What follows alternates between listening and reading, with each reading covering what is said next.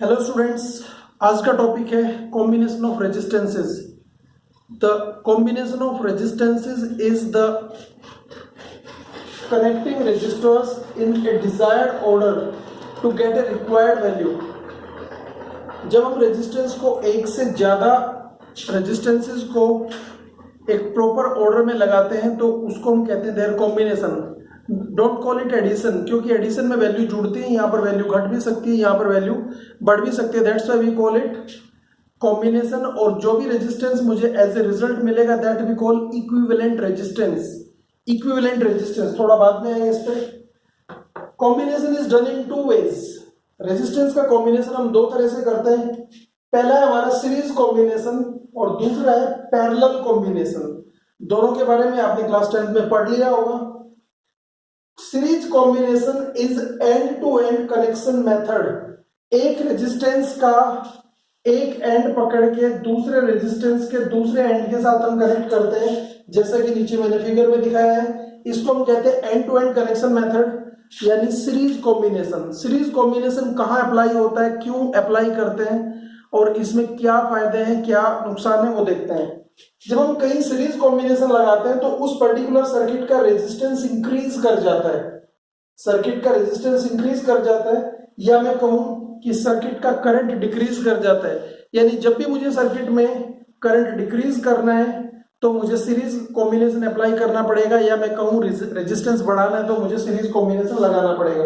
जब हम series combination की बात करते हैं तो जितने भी रेजिस्टेंस मेरे जुड़े हुए हैं इस कॉम्बिनेशन में, सभी में एक सिमिलर करंट जाता है आई, यानी current remains the same across all the resistors. Now let's have a look at parallel combination. Parallel combination is called common end connection method, क्योंकि जितने भी रेजिस्टर्स मैंने लिए उन सभी के एक एक एंड को एक एक कॉमन पॉइंट पे ऐड करते हैं। रेजिस्टेंस R1 का एक एंड मैंने पॉइंट A पर जोड़ा है, दूसरा एंड पॉइंट B पर जोड़ा है। सिमिलरली R2 का एक एंड A पर, दूसरा B पर है। R3 का एक एंड A पर और दूसरा B पर है। यानी सारे रेजिस्टर्स जो मैंने लिए हैं, इन सभी रेजिस्टर्स का जो कनेक्शन है वो दो पॉइंट के बीच में A और B के। That's why their end are common. Now कहां लगाते हैं हम parallel combination of resistors? Parallel combination of resistors लगाने के लिए हम उन सर्किट को चूज करते हैं जहां पर या तो मुझे रेजिस्टेंस डिक्रीज करना है या मुझे करंट इंक्रीज करना है। करंट इंक्रीज होता है या हम रेजिस्टेंस डिक्रीज करें तो पैरेलल कॉम्बिनेशन अप्लाई करते हैं। जब पैरेलल कॉम्बिनेशन अप्लाई किया जाता है किसी भी सर्किट में तो वहां पर हम देखते हैं कि हर रेजिस्टर्स के अक्रॉस वोल्टेज सेम बना रहता है। देखते हैं अगर मैंने यहाँ पर एक वोल्टेज सोर्स यानी बैटरी लगाई होती तो इस पर्टिकुलर में सारे रेजिस्टर्स पॉइंट ए पर कनेक्टेड थे जो हाई पोटेंशियल था, और सारे जो दूसरे एंड थे वो एक नेगेटिव टर्मिनल यानी लो एंड पर थे, लो पोटेंशियल पर थे। इस तरह से देखा जाए तो हर रेजिस्टर के अक्रॉस सिमिलर पोटेंशियल डिफरेंस होता है, सिमिलर वोल्टेज होता है। तो ये था सीरीज और पैरेलल कॉम्बिनेशन। अब देखते हैं हम सीरीज और पैरेलल कॉम्बिनेशन में इक्विवेलेंट रेजिस्टेंस को कैसे कैलकुलेट करते हैं। Calculation of equivalent resistance in series and parallel combination. Class 10th में आपने पढ़ा था, एक बार फिर देखते हैं कैसे इसके फॉर्मूले डेवलप होते हैं, कैसे नहीं। दोनों स्टडीज को मैं साथ साथ लूंगा क्योंकि डिटेल में नहीं जाना है, हम जैसे इसको ओवरव्यू लेंगे। Series calculation of equivalent resistance, calculation of equivalent resistance in series in parallel. यहीं पर मुझे दो लोग खत्म करना है। सीरीज में हमें पता है तीन रेजिस्टर्स मैंने लिए, R1, R2, R3। तीनों को मैंने किसी V वोल्ट की बैटरी के अक्रॉस सीरीज में कनेक्ट कर दिया है। ये पॉजिटिव टर्मिनल, ये नेगेटिव टर्मिनल। अगर मैं मान लूं बैटरी का वोल्टेज V है तो इस बैटरी से पूरे सर्किट में करंट फ्लो करेगा I, यानी इस रेजिस्टर में भी करंट आई जाएगा, यहां भी करंट आई होगा और यहां पर भी करंट आई होगा। बट इसके अक्रॉस वोल्टेज ड्रॉप V1 होगा क्योंकि अलग अलग वोल्टेज अलग अलग रेजिस्टेंस पर ड्रॉप करेगा। इसके अक्रॉस वोल्टेज ड्रॉप V2 होगा और इसके अक्रॉस वोल्टेज ड्रॉप V3 होगा। यानी अगर मैं सर्किट से देखूं तो वोल्टेज ड्रॉप अक्रॉस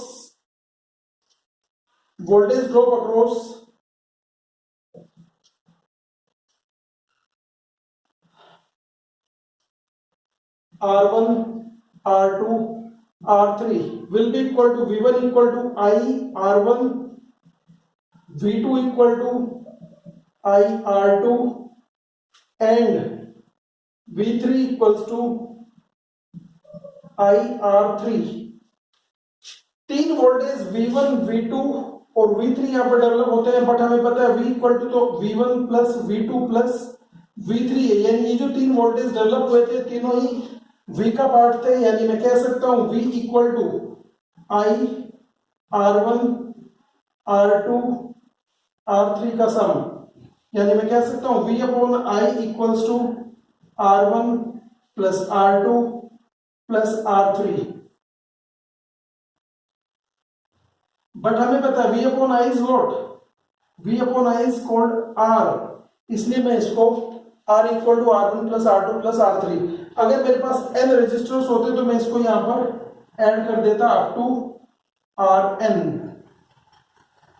तो this way we can calculate the equivalent resistance in series combination. Now what happens in parallel combination. Parallel combination में मैंने तीन रेजिस्टर्स R1, R2, R3 को फिर कनेक्ट किया है एक दूसरे के पैरेलल में।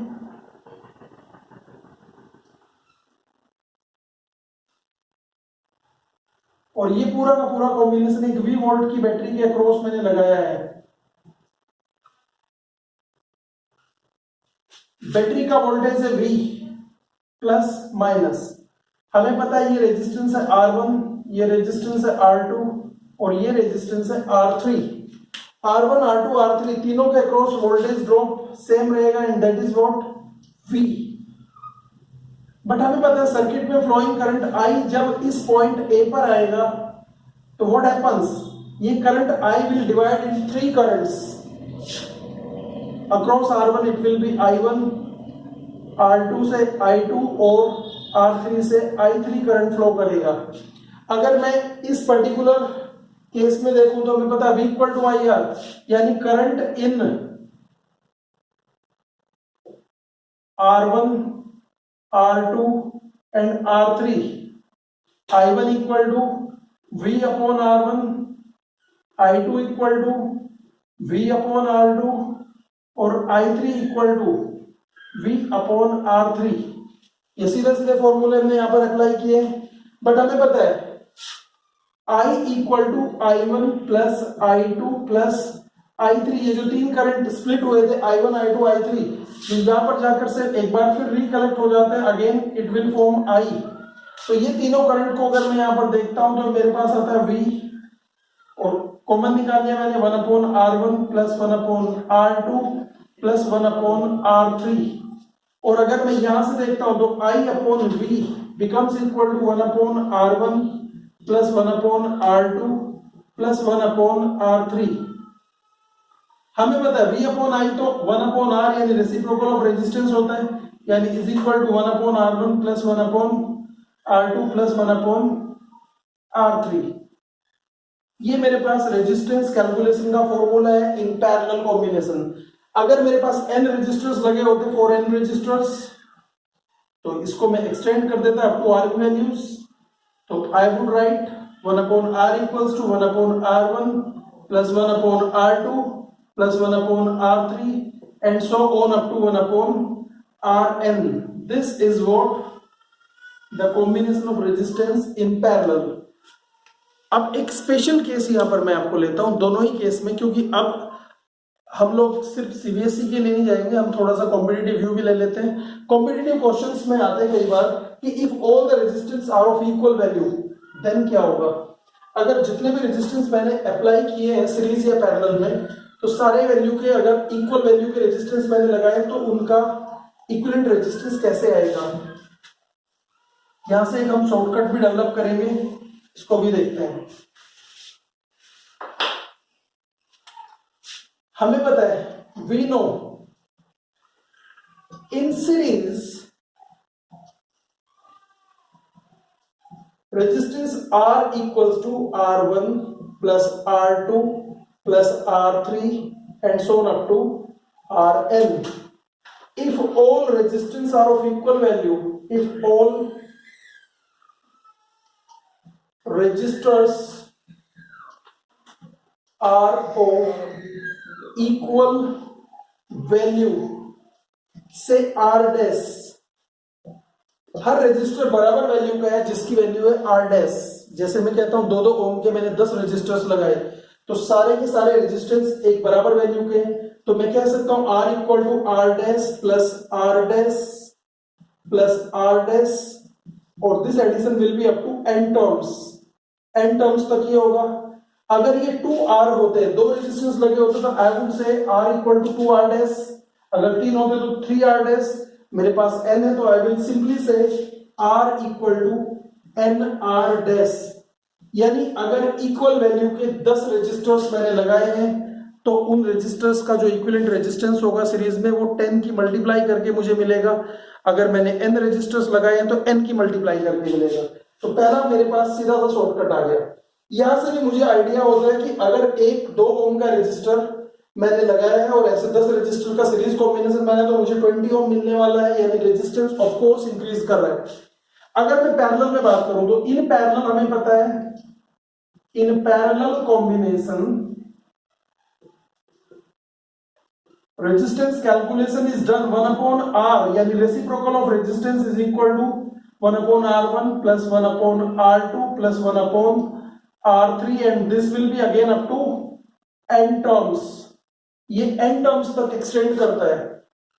अगेन इफ आई से if all resistors are of equal value, resistors are of equal value and say R dash, once again मैंने R dash वैल्यू मान लिया यहां पर,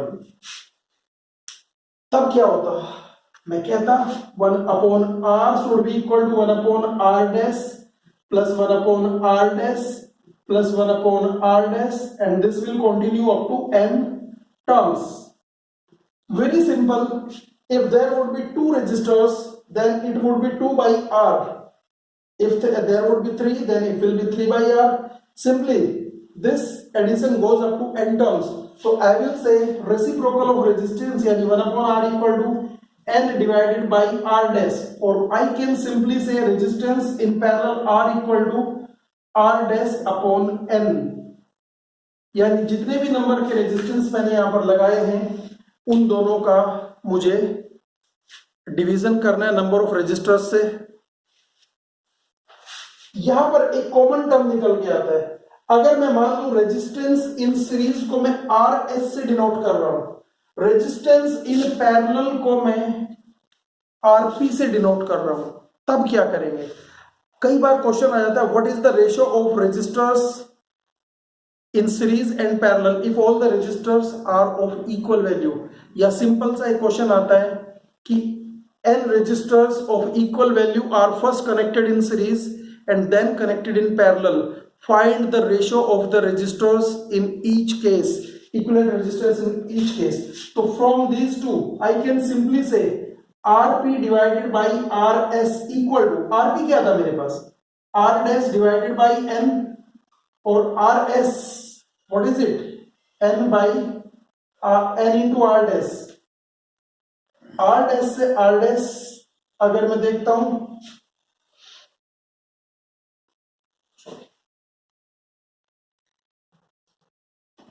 R dash by n multiplied by n R dash, R dash से R dash cancel हो जाएगा और it will be written n R square 1/n square, यानी RP ratio RS equal to 1 ratio n square.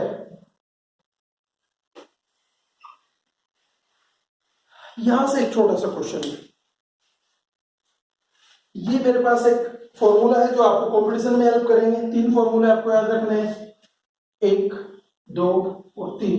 ये तीनों फॉर्मूले आपको competition में काफी हेल्प करने वाले हैं और सीधे सीधे न्यूमेरिकल शॉर्टकट्स आपके पास डेवलप मैंने कर दिए हैं। Now, if I say calculate the ratio of series and parallel resistance,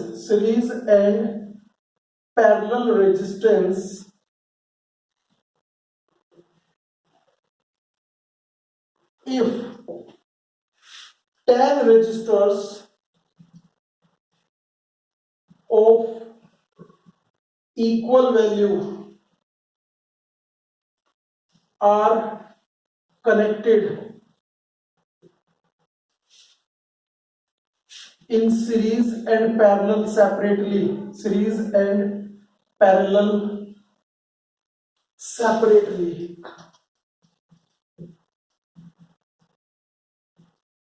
यहां पर हमारे पास एक अलग तरह का क्वेश्चन आया सीरीज और पैरेलल कॉम्बिनेशन का, कि हमने कुछ वैल्यू के रेजिस्टर्स लगाए हैं, उनका सिर्फ मैंने नंबर बताया, उन रेजिस्टर्स का कितना वैल्यू है ये नहीं बताया। आपसे पूछा जाता है find the ratio of series and parallel.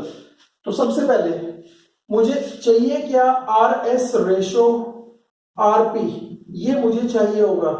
मुझे पता है, मैंने मान लिया let each resistor is of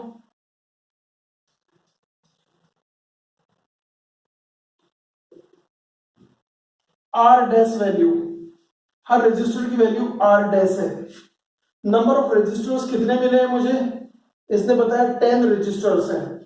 तो हाउ टू सॉल्व, हमें पता है R S ratio R P will be N square.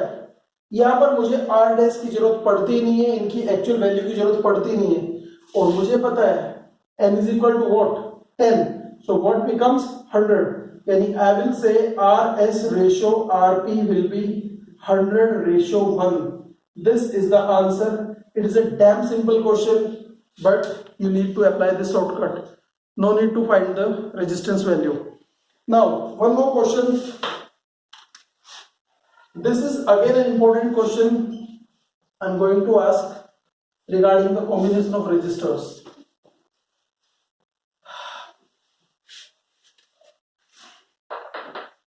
Few questions that you need to solve. This is one of the important question out of it. It says a wire of length L is bent to form a loop. A wire of resistance R is bent to form a circle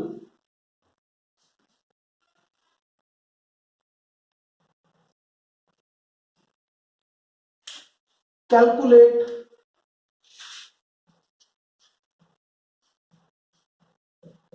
the resistance across the two diametric points,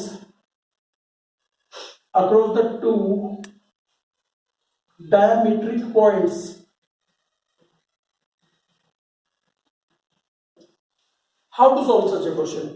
इसमें अभी कुछ भी नहीं दिया है, गागर में सागर वाली स्थिति है, हमें दिया कुछ नहीं है और हमसे सागर पूछ लिया गया है। करना क्या है, इसमें बहुत थोड़ी सी चीजें हमें पता चली है। This is a wire, I don't know what is its length, but the whole resistance is R. पूरे वायर का रेजिस्टेंस आर है। नाउ हमें पता है resistance is directly proportional to length. If I assume the length of wire is L, इस wire का length अगर मैं एल मान लूं, नाउ इस वायर को मैंने बनाया है एक सर्कल की फॉर्म में। This wire is bent to form a circle. इस वायर को एक सर्कल की फॉर्म में मैंने मोड़ दिया है, and these two the diametrically opposite point A and B.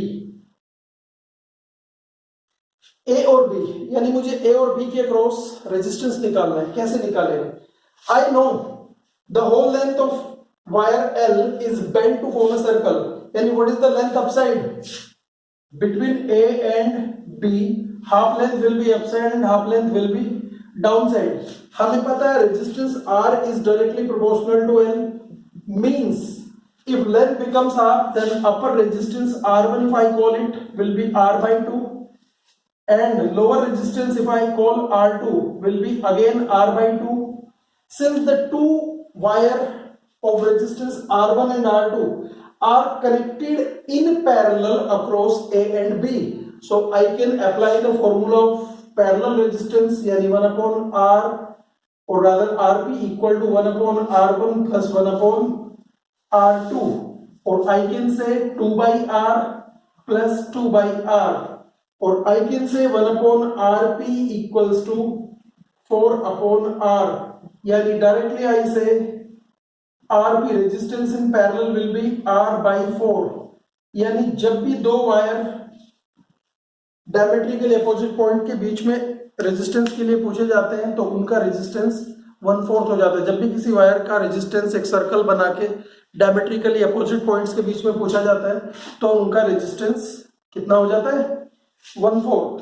इसी क्वेश्चन को थोड़ा चेंज कर लेते हैं। अगर पॉइंट ए और बी डायमेट्रिकली अपोजिट नहीं होते, दोनों के बीच में 90 डिग्री का एंगल हुआ होता, ये पॉइंट ए और बी था, तो अब हमें पता है ए और बी के बीच में अपर साइड 3/4 लेंथ है, 3l/4, और नीचे की तरफ मेरे पास l/4 यानी 1/4 लेंथ बचता। अगर मैं इस पर्टिकुलर वायर की बात करता तो यहां पर रेजिस्टेंस R1 हो जाता 3r/4 और नीचे वाला R2 रेजिस्टेंस हो जाता r/4।